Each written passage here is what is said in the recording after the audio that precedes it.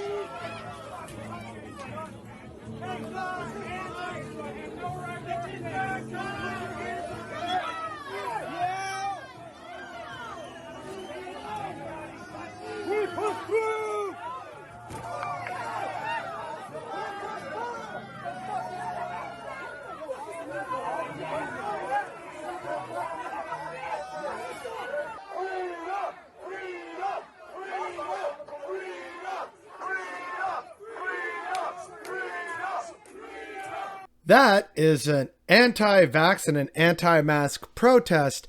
And while you may think, oh yeah, I've seen a lot of videos like this out of the United States, this one's from Canada.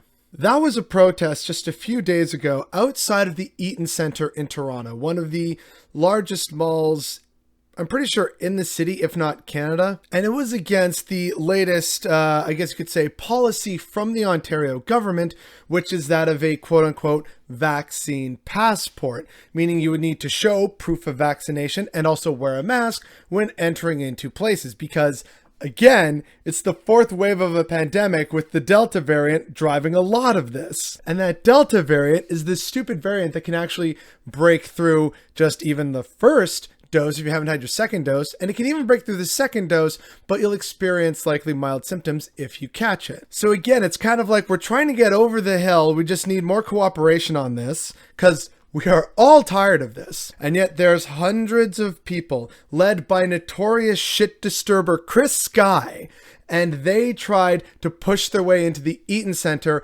without masks, potentially risking the health and safety of hundreds, if not thousands of Torontonians.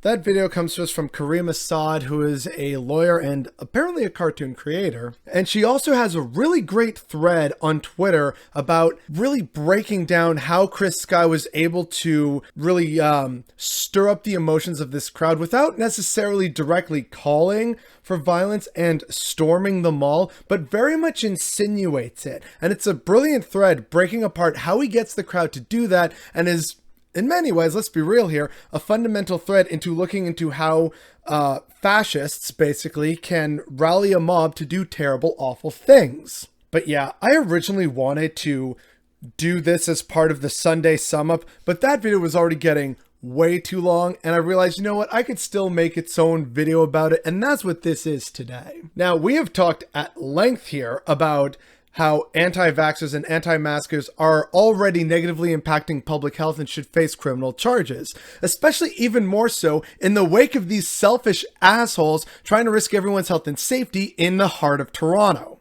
Now, thankfully, in a positive development, police have made 2 arrests in relation to this protest in front of the Eaton Centre. There should be many more given the threat to public safety these people pose, but it's also really damning to see lots of these people who ostensibly, one would hope, are not bad people, but they have been led to do these terrible things by terrible, awful people and grifters on the internet, warping their minds to think that these actions and many other terrible actions like protesting in front of hospitals and protesting in front of schools are somehow noble and patriotic ventures rather than the clear acts of antisocial behavior they are. These people are assaulting security guards. Notice how, like, there's one person who happily tries to slap the head of a security guard, but knows that if he did that to the police, oh no, that might be a little bad. So some of these people definitely know what they're doing.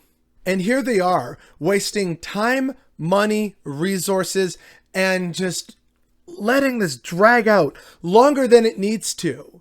And that's the thing, right? The thing that these people keep complaining about, oh, no more lockdown. I don't want to wear a mask anymore. I'm a petulant child. Yeah, guess what? I'm really tired of wearing a mask everywhere. I would love for things to try and get a little more back to normal. I would love to see my friends again, hug them, go out to bars and restaurants instead of just doing takeout and stuff like this. I would love to do all this and more. But you selfish, ignorant pricks are part of why this has gone on so long. You're protesting the wrong people and the wrong things. You are wasting people's time, which is just leading to more and more Canadians being more and more against you. This is not a war or a battle you are going to ultimately win without some terrible form of violence. And I would hope that for all the talk of security and safety and, oh, look at what they're doing to our elderly and our children, if safety is actually your concern, then join with the rest of us to try and get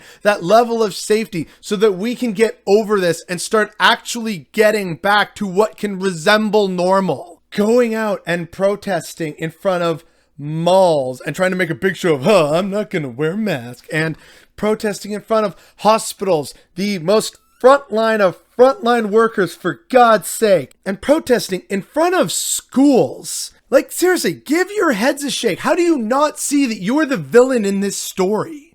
If you want the lockdowns and everything to end, how did this protest at the Eaton Centre, one of many examples throughout this pandemic, how on earth did that ultimately help you accomplish your goal of getting back to normal? You people can't see the bigger picture, and it is resulting in you dragging the rest of us down. You are literally holding the rest of Canadian society back by refusing to get on board.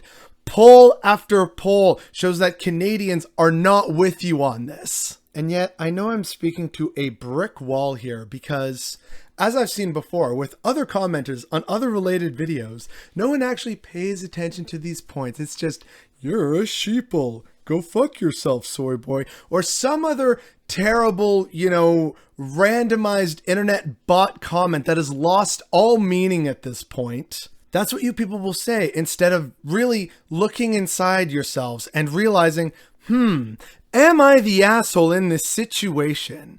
And you know what? You absolutely are, but thousands upon thousands of you can't possibly realize that, and it is negatively impacting the rest of Canadian society, which you so ridiculously claim to care about, and that is what's bothering me today.